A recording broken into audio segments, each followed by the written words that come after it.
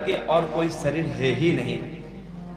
जीव चराचर याचते ही, चराचर जीव कुत्ते बिल्ली आदि भी हाथ जोड़ करके प्रार्थना करते हैं, प्रभु एक बार मनुष्य शरीर दे दो।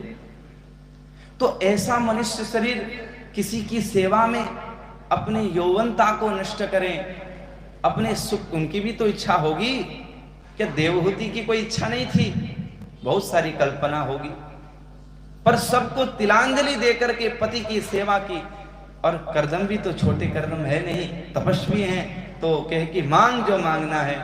संतान की याचना करती हैं, दिव्य विमान प्रकट करते हैं, कई वर्षों तक उपभोग करके 9 कन्या उत्पन्न करते हैं। पर भगवान ने कह चुका है कि आपके घर में मैं पुत्र बन के आऊंगा। तो कालांतर में साक्षात इन्हीं के घर में तो कपिल भगवान आए। बोले कपिल भगवान की। कपिल देवहूति संवाद, इससे सुंदर संवाद क्या हो सकता है? सांख्य योग के प्रवर्तक हैं भगवान कपिल। माता कहती हैं कि बहुत उपभोग किया पर मन कभी शांत होता ही नहीं, क्यों? मूल प्रश्न यही है और मूल उत्तर भी हम यही सुनेंगे। कपिल भगवान कहते हैं कि देखो, कभी आपने संतों के पास गया तो है नहीं। सताम प्रसंगान मम वीर्य संविदो।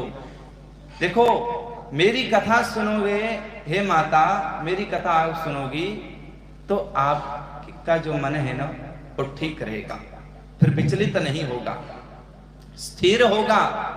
इसीलिए प्रयत्न करिए, ज्यादा से ज्यादा कथा श्रवण करे, उससे ही अपने आप सद्ज्ञान होने लग जाता है, किसी की आवश्यकता नहीं पड़ती है फिर।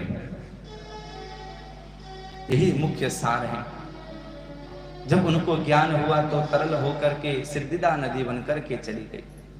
फिर कपिल भगवान गंगा सागर को चले गए। ये तो देवती हुई आकुति रुचि प्रजापति के साथ विवाह करती हैं, उनसे भी यज्ञ भगवान प्रकट होते हैं दक्षिणा के स्वरूप में। बोल यज्ञ भगवान की जय। और प्रसूति के घर में तो कौन है? बहुत सारी कन्या है। सबसे छोटी कन्या का नाम क्या है? सती। वही मां सती जिनके साथ शंकर जी विवाह करते हैं। पर कहते हैं कि उनके कोई संतान नहीं है। क्यों नहीं है? पिता के अपमान में अपमानित होकर के शरीर को नष्ट कर गई थी ना। विस्तृत से सुनने की उनकी इच्छा थी।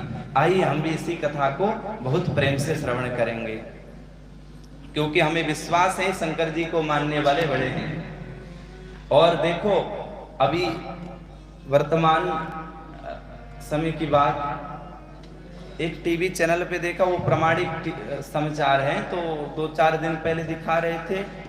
वैसे तो ये बात कोई आवश्यकता तो नहीं है, फिर भी एक भाव कि इस राष्ट्र में कई देवता है, कई भगवान के रूप हैं। कृष्ण हैं, श्री राम हैं, भगवान शंकर हैं, भगवती दुर्गा है।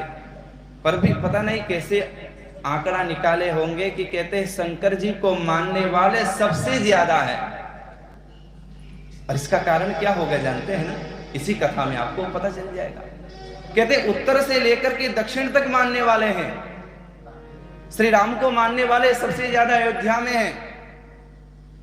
कृष्ण जी को मानने वाले वृंदावन आदि क्षेत्र में हैं। पर शंकर जी को मानने वाले कोने कोने में हैं, क्योंकि ये इतने कृपालु हैं कि चाहे पूर्व जाओ, पश्चिम जाओ, इधर उत्तर दक्षिण किसी भी दिशा में जाओ, इनके लाडले भक्त तो कहीं न कहीं मिल ही जाते हैं। तो एक समय देखो, जो प्रजापति